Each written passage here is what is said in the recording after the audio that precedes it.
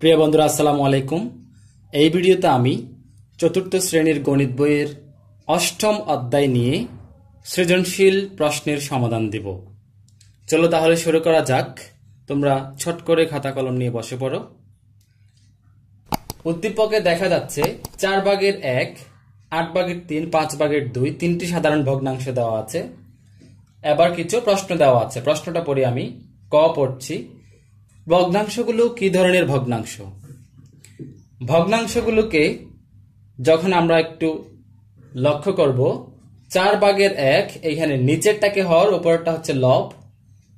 প্রতিটাতেই একটা বিষয় খেয়াল করো তোমরা, এখানে প্রতিটা প্রশ্নে ভগ্নাংশে হর হচ্ছে বড়, লব ছোট। তার মানে হর যদি বড় হয়, লব যদি ছোট হয়, আমরা ওই ভগ্নাংশগুলোকে বলি প্রকৃত ভগ্নাংশ। তাহলে আমি এদিকে লিখব, এইখানে দিয়ে লিখতে পারো, এখানে ভগ্নাংশগুলোর হর বড় চিহ্ন লব। সুতরাং ভগ্নাংশগুলো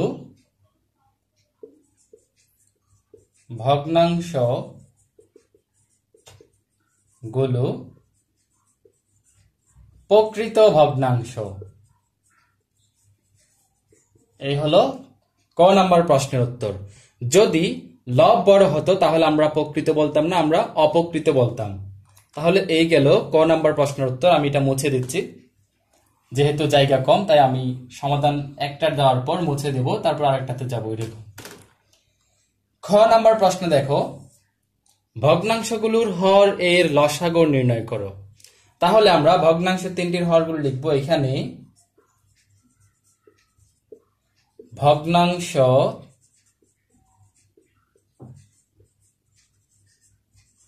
গুলোর হর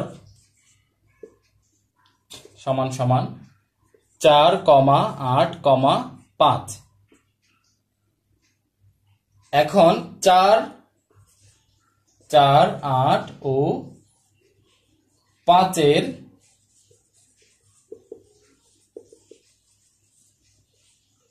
লসাগু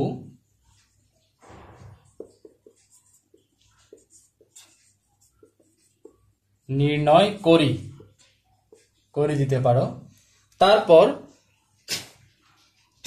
লসাগু কিন্তু দুভাবে করা যায়। একটা হচ্ছে এই অঙ্কগুলোর সাধারণ গুণনীয়ক বের করে, তারপর এখানে সবচাইতে ছোট যেটা, লঘিষ্ঠ যেটা, ওইটাই হচ্ছে লসাগু। আমি ওইভাবে করব না, এটা আমি অন্যভাবে করব। একটা হচ্ছে যে এরকম পাশাপাশি আমরা সংখ্যাগুলো লিখব। 4, 8, 5 লিখলাম। এবার এই যে এরকম চিহ্ন দিব, দেওয়ার পর এই যে ভেতরের অঙ্কগুলোকে কত দিয়ে ভাগ যায় দেখবো আমরা। কত দিয়ে মানে কোন সংখ্যা দিয়ে সর্বোচ্চ 2 অঙ্ককে যাইতে হবে। যেমন আমি যদি 5 দিয়ে দেই, তাহলে 5 দিয়ে 4কে যাচ্ছে না, 8কে যাচ্ছে না, শুধুমাত্র 5কে যাচ্ছে। তাহলে শুধুমাত্র যদি একটিকে যায় তাহলে ওইভাবে দেওয়া যাবে না। যদি 2টাকে যায় তাহলে দিতে পারবো আমরা। সর্বোচ্চ 2টাকে যাইতে হবে। তার মানে আমরা যদি 2 দিয়ে দেই তাহলে 4কেও যাচ্ছে, 8কেও যাচ্ছে, তাহলে 2 দিয়ে দেওয়া যাবে। তাহলে 2 দিয়ে গুণে 4, আবার দিলে 4 দিয়ে গুণে 8। 5 যাচ্ছে না, লিখে দিব। আবার যাচ্ছে, এটাতে 2 বার যাচ্ছে 2 দিয়ে, এই জন্য আমরা 2 দিয়ে আবার দিব। 2 একে 2, 2 দিয়ে গুণে 4। 5 যাচ্ছে না, 5 রেখে দিব। তাহলে এবার 1, 2, 5কে আর যাচ্ছে না, তাহলে এখানে আমরা শেষ করে দিব।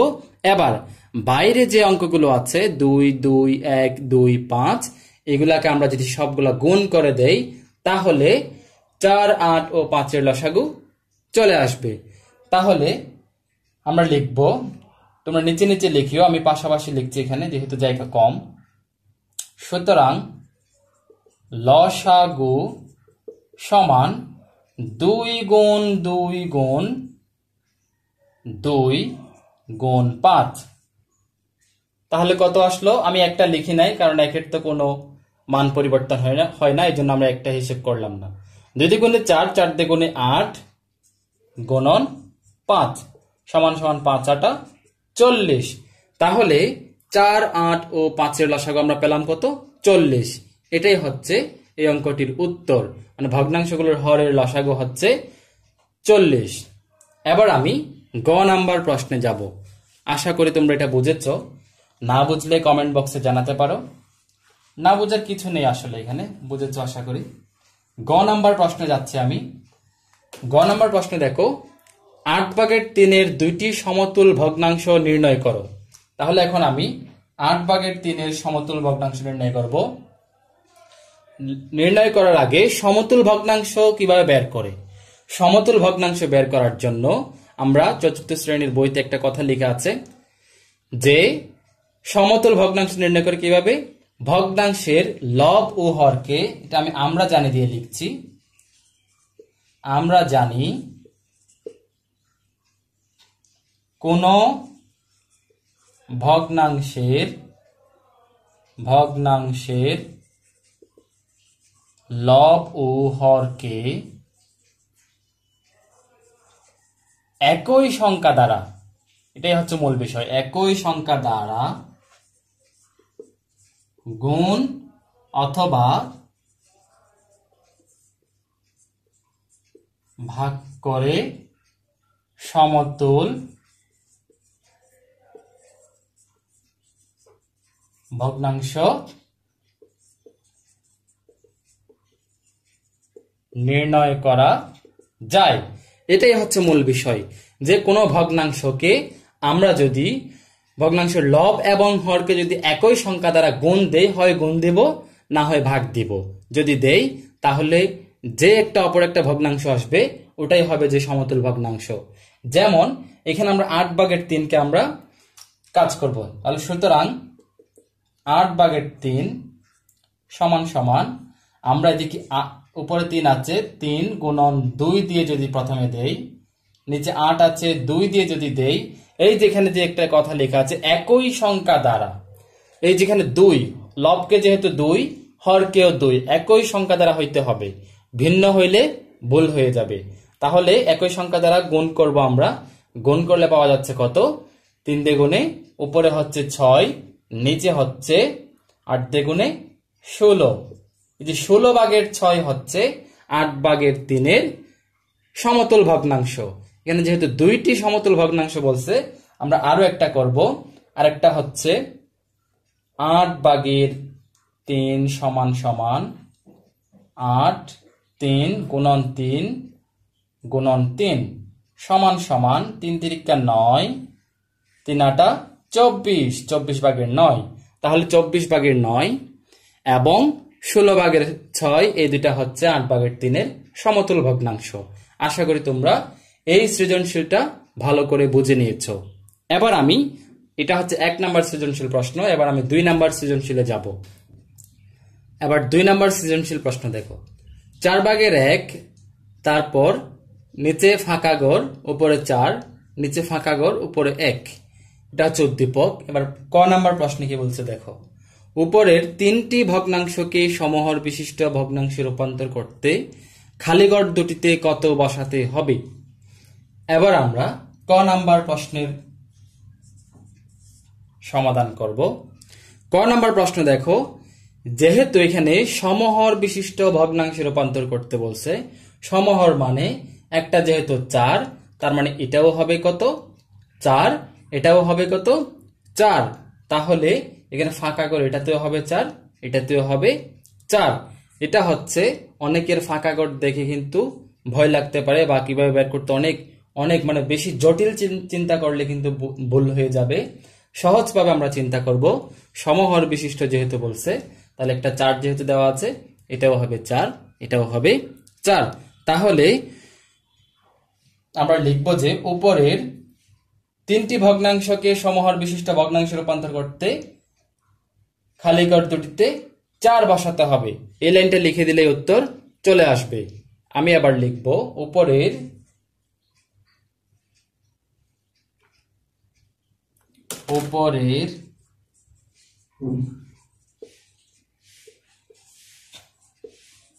3টি সমহর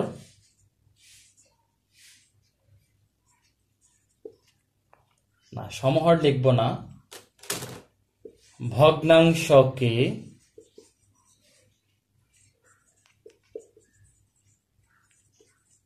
সমহর বিশিষ্ট ভগ্নাংশের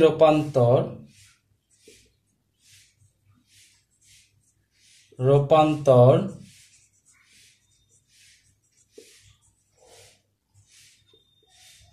করতে ঘরে 4 বসাতে হবে। তাহলে এবার আমরা 4 বসাতে হবে লিখে দিলাম। এবার ভগ্নাংশগুলো লিখে দিব আমরা।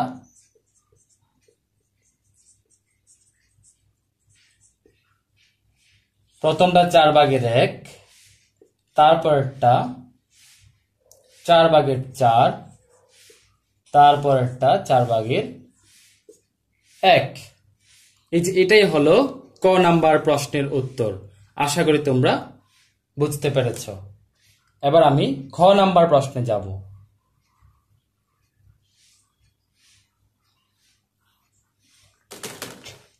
হ্যাঁ, খ নাম্বার প্রশ্ন দেখো, দ্বিতীয় ভগ্নাংশটিকে লঘিষ্ঠ আকারে প্রকাশ করো।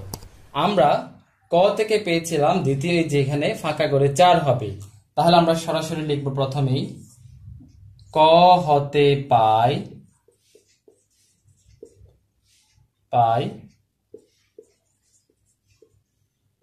দ্বিতীয়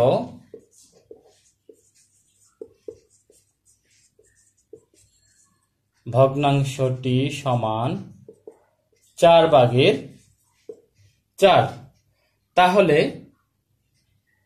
4/4কে যদি আমরা লঘিষ্ঠ করি তাহলে দেখো, সুতরাং ভগ্নাংশটিকে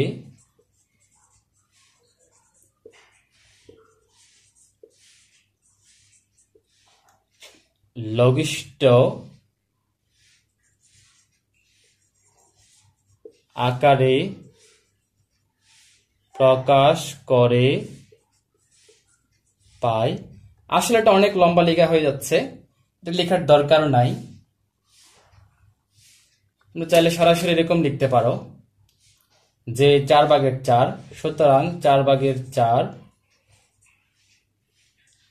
কাটাকাটি দিলে, এই যে এটা কাটাকাটি দিলে উপরে 1, মানে 4 × 4 তাহলে সমান সমান কত? 1। এবার লিখতে পারো যে সুতরাং দ্বিতীয় ভগ্নাংশের লঘিষ্ঠ আকার প্রকাশ করে 1। লঘিষ্ঠ আকার হচ্ছে দ্বিতীয় ভগ্নাংশটির লঘিষ্ঠ আকারের প্রকাশ 1। এটাই হচ্ছে উত্তর। ওই যে অনেকগুলো কথা লেখার আসলে দরকার নাই। তাহলে দ্বিতীয় ভগ্নাংশটি যেহেতু 4/4, যদি লব হর একই রকম হলে তাহলে অবশ্যই লঘিষ্ঠ আকারে প্রকাশ হবে যে 1। তাহলে কিভাবে করলাম আমরা এটা? আমরা 4 দিয়ে ভাগ দিলাম, অর্থাৎ 4কে যদি 4 দিয়ে ভাগ দেই উপরে, নিচেও 4কে যদি 4 দিয়ে ভাগ দেই তাহলে থাকবে কত? 1/1। তার মানে নিচে 1 এর মান নাই, সমান সমান 1। তাহলে এইভাবে লিখতে পারো তোমরা। তাহলে নিচেও একটা 1 দিতে পারো, সমস্যা নাই। তাহলে এটাই হলো যে খ নাম্বার প্রশ্নের উত্তর। আশা করি বুঝতে পেরেছ। উত্তর হচ্ছে 1। এবার আমি গ নাম্বার প্রশ্নে চলে যাব। গ নাম্বার প্রশ্ন দেখো, এখানে বলা হয়েছে উদ্দীপকের 3টি সমহর ভগ্নাংশের প্রত্যেকের একটি করে সমতুল ভগ্নাংশ নির্ণয় করো। তাহলে এখন আমি প্রত্যেকের একটি করে সমতুল ভগ্নাংশ নির্ণয় করব। এটাতেও প্রথমে আমরা ক থেকে পাই বা ক হতে পাই 3টি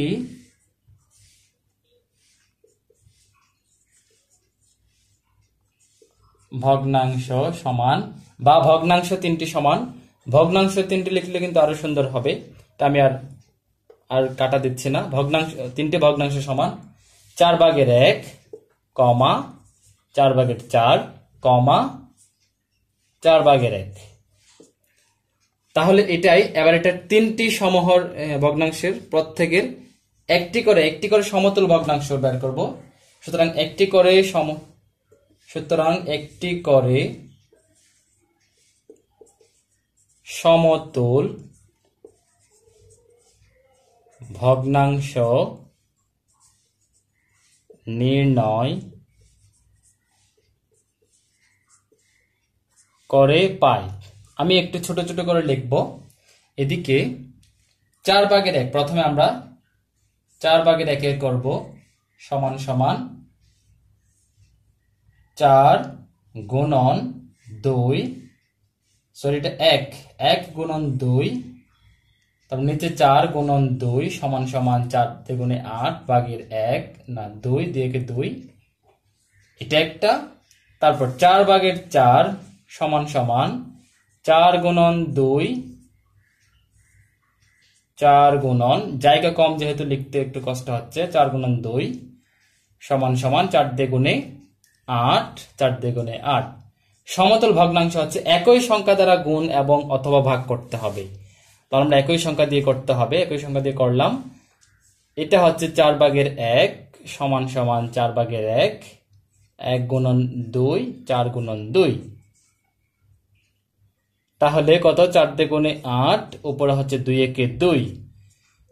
তোমরা চাইলে 2 দিয়ে না করে 3 দিয়েও করতে পারো। এই যে 1 গুণন 3, 4 গুণন 3, এই যে 4 গুণন 3, 4 গুণন 3, এইভাবে, অর্থাৎ লবে যেটা দিতে হবে দিব, হরেও তত দিতে হবে, অর্থাৎ একই সংখ্যা দ্বারা হতে হবে।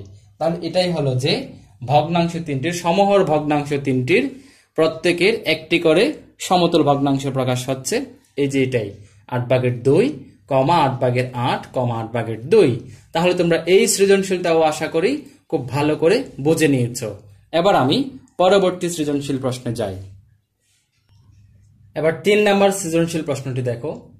4/1, 5/2, 8/3 তিনটি ভগ্নাংশ দেওয়া আছে। এবার ক নম্বর প্রশ্নে কি বলা আছে দেখো। ক নম্বর প্রশ্নে বলা আছে 7/12 কি ধরনের ভগ্নাংশ?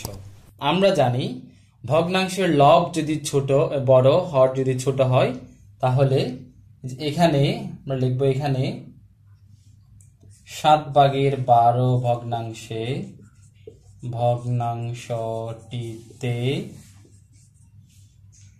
লব বড় চিহ্ন, হর অর্থাৎ লব বড়, তার লব যদি বড় হয়, সুতরাং ভগ্নাংশটি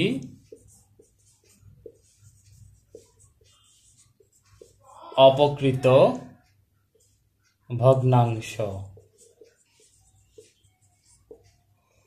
তাহলে আমরা 7/12 যেহেতু বড়, সুতরাং 7/12 ভগ্নাংশটিকে আমরা অপকৃত ভগ্নাংশ বলতে পারি। এবার আমি খ নাম্বার প্রশ্নে চলে যাব।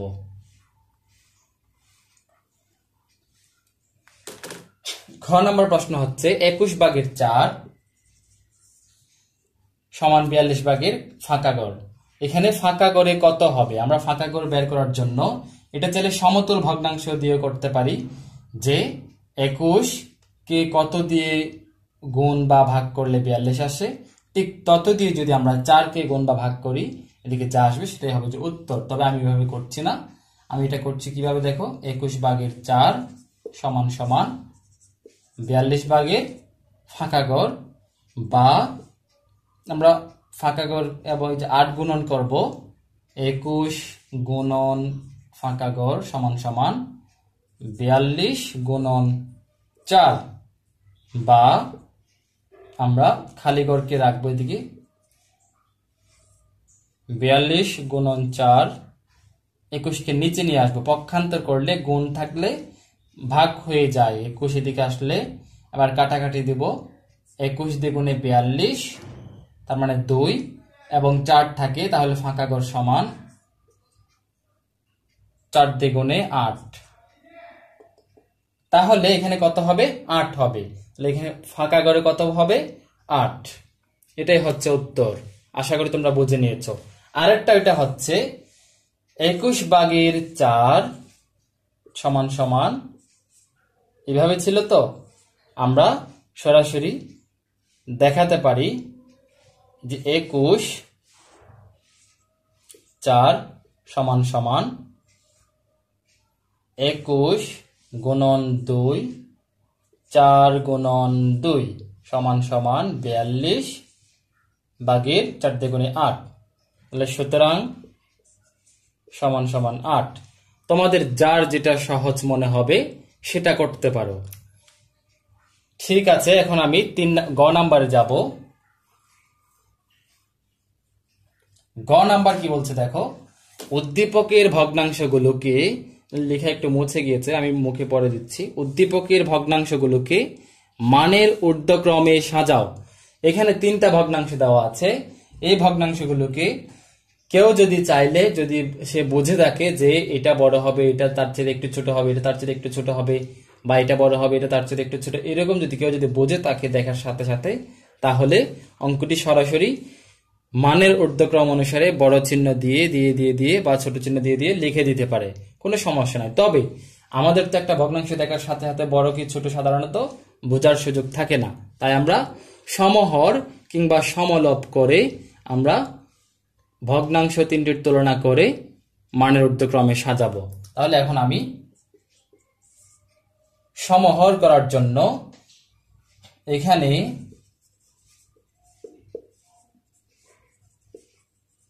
ভগ্নাংশ গুলোর হর 4, 5 ও 8 এর লসাগু সমান সমান কত? 40। এটা আমি আগে থেকে বের করে নিয়েছি 40। তারপর এবার আমি করব কি, 4/1। সুতরাং 4/1 সমান সমান 4/1 না, এই যে 40 দিয়ে আমরা 4কে ভাগ দিব। সুতরাং 40 ভাগ 4 সমান সমান আসে কত? 4 × 10 = 40। 40 বা এবার আমরা 4/1 লিখব সমান সমান 1 × 10, 4 × 10, 40/10। তারপর যদি আমি 40 ভাগ এটা কত 5 সমান সমান আসে কত? 5 × 8 = 40।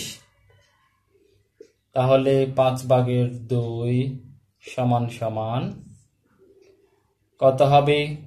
5/2 × 8 সমান সমান 16, উপরে নিচে 40। আরেকটা আছে শুধু 40 ভাগ 8 সমান সমান 5 × 8 = 40। তাহলে 8/3 সমান হবে যে 8/3 গুণন 5, যেহেতু পেলাম ওদিকে 5 সমান সমান 15/40। 40/15 একটু বোঝা যাচ্ছে না, আমি বোঝা যায় মতো করে দেই। এটা হবে যে 40 উপরে হচ্ছে 15। তাহলে এখন সমহর হয়ে গেল। সমহর যদি হয়, অর্থাৎ ভগ্নাংশগুলোর হর যদি একই হয়, তাহলে আমরা খুব সহজেই আমরা বড় ছোট বের করতে পারি। তাহলে এখন কি হবে, এখন যেহেতু ভগ্নাংশগুলোর হর একই হয়ে গেল, তাহলে যে ভগ্নাংশটির লব সবচাইতে ছোট সেই ভগ্নাংশটি সবচাইতে ছোট, এবং যে ভগ্নাংশটির লব সবচাইতে বড় এবং সে ভগ্নাংশটি সবচাইতে বড়, অর্থাৎ যে ভগ্নাংশের লব বড় সে ভগ্নাংশটি বড় হবে। এখানে সবচাইতে বড় লব হচ্ছে 16, তার মানে এই যে 5/2, তার মানে 5/2 হচ্ছে সবচাইতে বড়। এবং এই যে 40/10 অর্থাৎ 4/1, যেহেতু এখানে লব হচ্ছে যেহেতু সবচাইতে ছোট, তার মানে 4/1 হচ্ছে সবচাইতে ছোট। তাহলে এখন আমি লিখে দিব, আচ্ছা এটা থাক, তাহলে এদিকে লিখে দেই, জায়গা কম যেহেতু। 40/10 সবচাইতে ছোট, তারপর 40/, কোনটা এখানে 15, তারপর ছোট কোনটা 40/, তারপর 16, হ্যাঁ এই 3টা। তাহলে আমরা মানের ঊর্ধ্বক্রমে সাজাতে বলছে। এখানে যেহেতু সবচাইতে ছোট এটা, তারপর বড় এটা, তারপর বড় এটা, তাহলে এখানে মানের ঊর্ধ্বক্রম হয়ে গেল। যেহেতু এটা এটার চাইতে ছোট, তাহলে মাঝখানে হবে ছোট চিহ্ন। বড় চিহ্ন যদি দেই তাহলে কিন্তু মানের অধক্রমে করতে হবে, তাহলে এটা কিন্তু ছোট চিহ্ন দিয়েই করতে হবে। এবার আমরা অর্থাৎ দিয়ে লিখতে পারি, অর্থাৎ 40/10 সমান হচ্ছে কত? 40/10 সমান 4/1 এবং ছোট চিহ্ন 40/15 সমান হচ্ছে কত? 8/3 এবং 40/16 সমান হচ্ছে 5/2। এটাই হচ্ছে যে উত্তর। আশা করি তোমরা এই সৃজনশীলটাও ভালো করে বুঝে নিয়েছো।